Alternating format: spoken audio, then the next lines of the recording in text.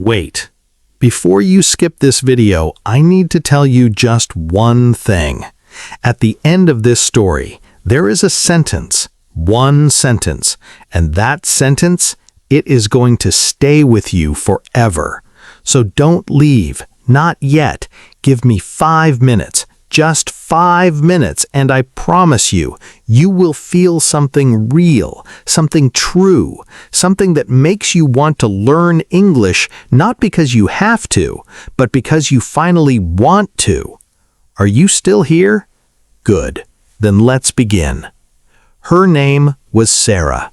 Sarah was 19 years old. She had big, dark eyes and a voice like warm honey, soft and slow and sweet. But 1 year ago, Sarah stopped speaking, not because she couldn't, because she didn't want to. Something happened, something painful.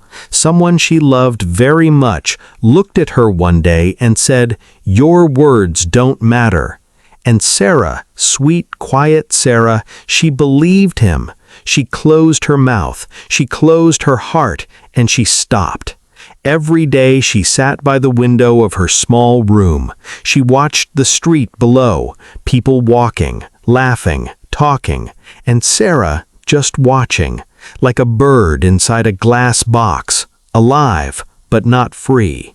Then one Tuesday morning, a letter arrived. A real letter, paper, envelope, stamp. Who sends letters anymore? Sarah looked at the envelope. No name on the front, just one line, written in blue pen, for the girl by the window.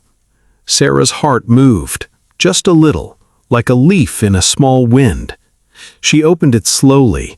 Inside, one page, handwritten, simple words. It said, "I see you every morning. I walk past your window at 8 o'clock. You always look sad. I don't know your name, but I know this. The world is quieter without your voice in it. Please don't be quiet forever." Someone who noticed. Sarah read it once. She read it again. She read it 5 times. And then, for the first time in 1 year, Sarah cried. Not sad tears. Something different, the kind of tears that come when someone sees you, really sees you, when you thought you were invisible. The next morning, Sarah woke up early, 8 o'clock. She sat by the window. She watched, and at exactly 8:05, a young man walked past. He was ordinary looking. Simple jacket, old shoes, a bag on one shoulder. But in his hand, a blue pen, rolling it between his fingers as he walked. Sarah's heart jumped. Him! It was him! She wanted to open the window. She wanted to shout something. But what? What do you say to a stranger who made you cry in a good way? She said nothing. She just watched him walk away. Down the street, around the corner, gone. But the next morning, she woke up at 7:59, and the morning after that, 7:50, and slowly, quietly, Sarah started waiting again. And waiting is the beginning of hope. 1 week later, 8:05, the young man walked past.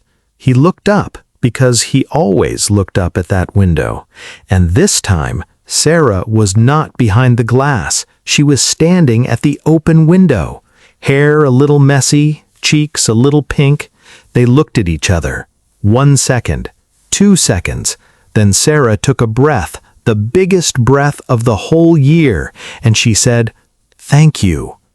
2 words, just 2 words, but they came from somewhere deep, from somewhere that had been locked for a long time. The young man stopped walking. He looked up at her, and he smiled, a real smile, the kind that reaches the eyes, and he said, "I'm glad you're still there." Sarah put her hand on her heart, because those words, "I'm glad you're still there," were the most beautiful words she had heard in a long, long time. That morning, Sarah did something she hadn't done in 1 year. She made tea. She opened her notebook, and she wrote. Not a long letter, not a long story, just one sentence that held everything. All the pain, all the waiting, all the hope in just 7 small words. She wrote, I was lost, but someone looked up. Friend, read that again. I was lost, but someone looked up. Maybe you know this feeling. Maybe you have been Sarah. Quiet, hurting, invisible. Sitting by a window, watching life happen to other people. And maybe, just maybe, this story looked up at you today. Because you are here, you are learning, you are still trying. And that is not small. That is everything. Don't stop learning English because it's hard. Don't stop because you made a mistake. Don't stop because someone, somewhere, made you feel like your words don't matter. Your words matter. Every single word. Even the small ones. Even the broken ones. Even the ones spoken quietly to nobody by a window. They matter. Final note of music. Silence. Thank you for staying until the end. You felt this story. I know you did. And feeling is understanding. Come back tomorrow. One story, 5 minutes, every day. Your English is growing, even when you can't see it. Just like hope.